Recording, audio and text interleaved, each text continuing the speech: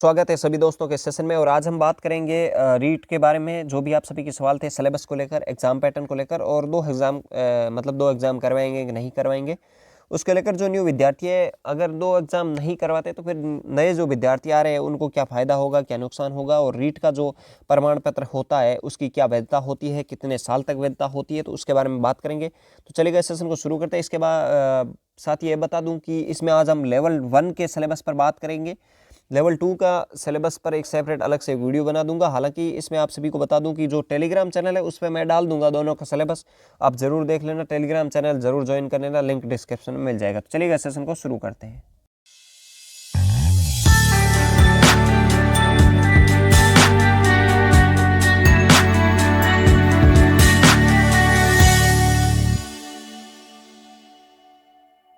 Level 1 और level 2 का जो भी पैटर्न रहता है रीट का, जो अभी तक रहा है, उसके बारे में बात करें तो देखिए लेवल 1 के अंदर क्वेश्चन आते हैं 150 और लेवल 2 के लिए भी 150 क्वेश्चन आते हैं। लेकिन लेवल 2 को 2 भागों में बांट दिया जाता है। एक तो एसएसटी मतलब सोशल चीज़ें हैं, जो सामाजिक विज्ञान कह सकते हैं, और एक आपका जो साइंस का हो गया, साइंस का बैकग्राउंड हो गया। लेकिन दोनों के अंदर क्वेश्चन 150 ही आते हैं।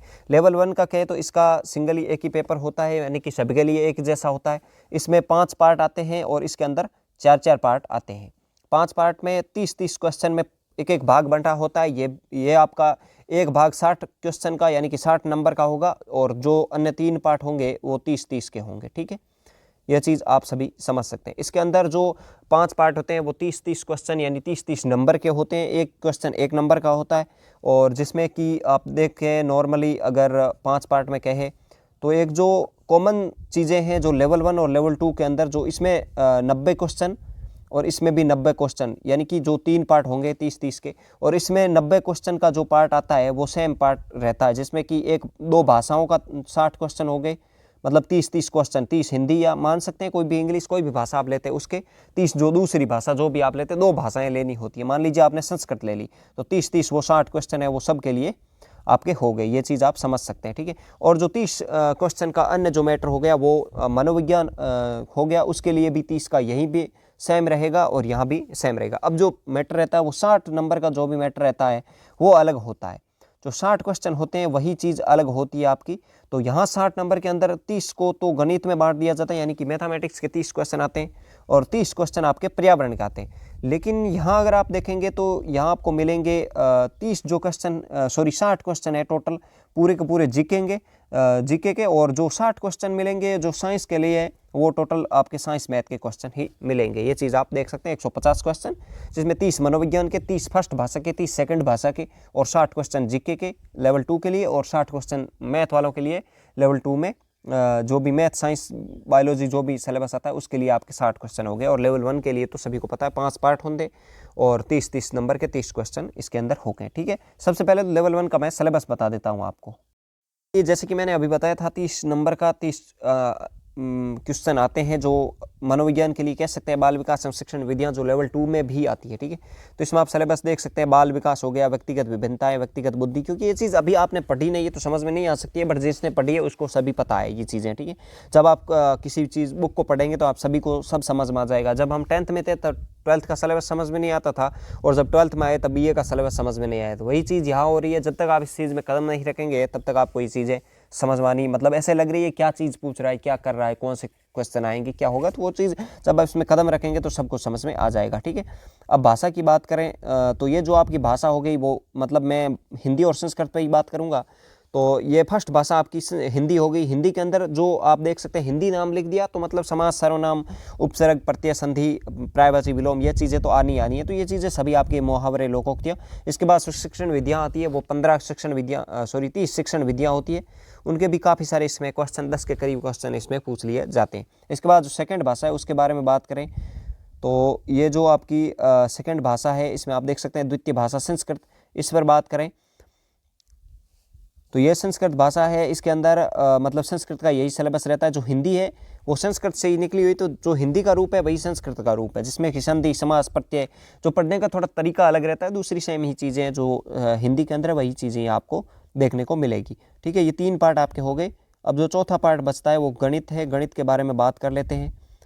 तो गणित का क्या सिलेबस रहता है, तो गणित के अंदर जो नॉर्मली सिलेबस आप सभी को पता है कि जो भी कॉम्पिटिटिव एग्जाम के अंदर रहता है, आप सभी को पता है, अभाज्य गुणनखंड, जोड़, बाकी, गुणा, भाग, भारतीय मुद्रा और स्थानीय मान हो गया। इसके बाद जो भिन्न अभाज्य गुणनखंड, ये चीज़ें एक एक नियम, लाभ हानि, सरल ब्याज, समतल, वक्रतल, ठोस, ज्योमिति, आकृतियाँ, ये चीज़ें जो नॉर्मल लगभग एग्जाम में पूछी जाती है। मेंसुरेशन का पार्ट हो गया, टोटल जो आयत, वर्ग आप कह सकते हैं, जो भी नॉर्मली गणित है वो सभी पूछी जाती है। और शिक्षण विधियां तो सभी पार्ट के अंदर आएगी।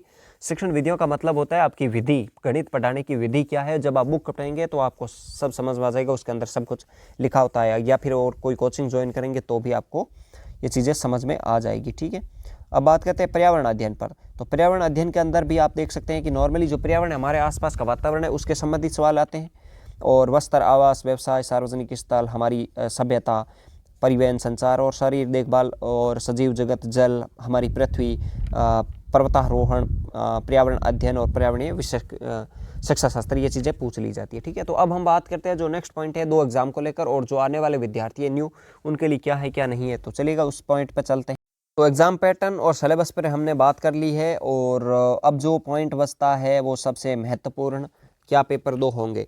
देखिए, अभी तक जो रीट का सिलेबस रहा है वही सिलेबस रहने की संभावनाएं रहेगी। अगर रीट का एग्ज़ाम होता है, अभी मई के अंदर डेट दी है, तो हो सकता है मई में करवा भी दे, और नहीं भी करवाए तो वो सरकार पर निर्भर करता है। जहाँ तक संभावना, अगर हो भी गया तो भी जो फर्स्ट ईयर वाले हैं वो एलिजिबल इसीलिए होंगे क्योंकि 101% पेपर 2 करवाएंगे। पेपर 2 नहीं करवाए तो इसमें इतनी ज़्यादा विवाद पैदा हो जाएंगे। कारण ये रहेगा कि जो अभी रीट हुई है उनकी वैधता आप सभी को पता है 2024 तक है। क्यों है? क्योंकि 3 साल तक आपकी रीट की वैधता रहती है। रीट तो एक पात्रता परीक्षा है, थर्ड ग्रेड की भर्ती तो अभी निकली है, उसके लिए आवेदन तो अब हो रहे हैं। तो ये तो एक प्री एग्जाम मान सकते हैं, जैसे आपके लिए ग्राम सेवक प्री हो गया, RS प्री हो गया, मतलब जिसके 90 नंबर आए हैं, या कह सकते हैं 60% नंबर आए हैं, वही इसमें आवेदन कर सकता है। ठीक है, मतलब थर्ड ग्रेड भर्ती के लिए। उसके बाद जो कट ऑफ निकलेगी वो अलग चीज़ है। अभी यही जो एग्ज़ाम हुआ है वो प्री है। अब सीधी भर्ती निकली है, मतलब जिसने रीट का एग्ज़ाम में अच्छा स्कोर किया उनका सीधा थर्ड ग्रेड में सिलेक्शन हो जाएगा। लेकिन मुझे लगता है कि आगे ऐसा नहीं होगा। आगे क्या होगा, आगे जैसे अभी रीट हो गया, अब आपको पात्रता परीक्षा के अंदर आप सभी को पता है कि जनरल को 90 अंक लाने होते हैं 150 में से, और जो अन्य कैटेगरी है उनको 82 पॉइंट को चलाने होते हैं, 55% नंबर उनको लाने होते हैं। 150 का 55% आप निकाल के देख लेना। अब जो इससे ऊपर नंबर लाएंगे, अभी जो 11 लाख विद्यार्थी टोटल लेवल 1 लेवल 2 को मिलाकर, तो उन सभी को क्या करेंगे, थर्ड ग्रेड भर्ती के लिए एलिजिबल कर देंगे। और थर्ड ग्रेड भर्ती का एक अलग से एग्ज़ाम करवाएंगे, और एग्ज़ाम जो अभी ग्राम सेवक का या फिर अन्य जो राजस्थान पुलिस का एग्ज़ाम हो रहा है उस टाइप का, फिर उस एग्ज़ाम में जो फाइट करेगा उसी को आगे नौकरी मिलेगी। क्योंकि अगर, और एक चीज़ ये रहेगी कि जो अभी एग्ज़ाम हुआ है जिसने 90 नंबर से ऊपर लाए हैं, वो उनको पहला एग्ज़ाम नहीं देना पड़ेगा, सीधा वो जो थर्ड ग्रेड की भर्ती आएगी उसी के एग्ज़ाम की वो तैयारी करके उसी का सीधा एग्ज़ाम दे दिया जाएगा, क्योंकि उनको उसमें एलिजिबल मान लिया जाएगा। उनकी जो वैधता रहती है वो 3 साल रहती है। तो आप मान के चलिए कि 2 एग्ज़ाम होंगे 100%। अगर नहीं होते तो फिर नॉर्मलाइजेशन करना पड़ेगा, क्योंकि जो आने वाला पेपर अगर थोड़ा सा भी टफ आया और तो इसमें स्कोर करना मुश्किल हो जाएगा। और इसमें आप सभी को पता है 120 से प्लस लाने वाले 1.5 लाख से करीब विद्यार्थी बैठे हैं। तो इसमें तो सिलेक्शन 32,000 का हो रहा है। फिर वो जो पीछे बचेंगे 70,000 वो आने वाली भर्ती के लिए है। फिर नए जो विद्यार्थी आ रहे हैं, मान लीजिए उसमें कितने एक बच्चे हैं जो ऐसे मिलेंगे जो 120 या 130 से क्रॉस कर जाएंगे। 130 से क्रॉस करने वाले कितने मिलेंगे आपको? बहुत कम विद्यार्थी होंगे जो पहली बार में 130 क्रॉस करने वाले। तो इसीलिए दिक्कत हो जाएगी, नॉर्मलाइजेशन करना थोड़ा मुश्किल होगा। फिर इसमें विवाद पैदा होगा कि जो नए विद्यार्थी उनका सिलेक्शन नहीं हुआ। इसीलिए जो एग्ज़ाम होंगे वो 2 होने की पूरी संभावनाएं रहेगी। और रीट प्रमाण पत्र की वैधता है वो आपकी 3 साल तक रहती है। मैं उम्मीद करता हूं कि ये जानकारी आपको अच्छी लगी है। लेवल 2 के लिए सेपरेट एक वीडियो आ जाएगा जिसमें सिलेबस के बारे में बात करेंगे।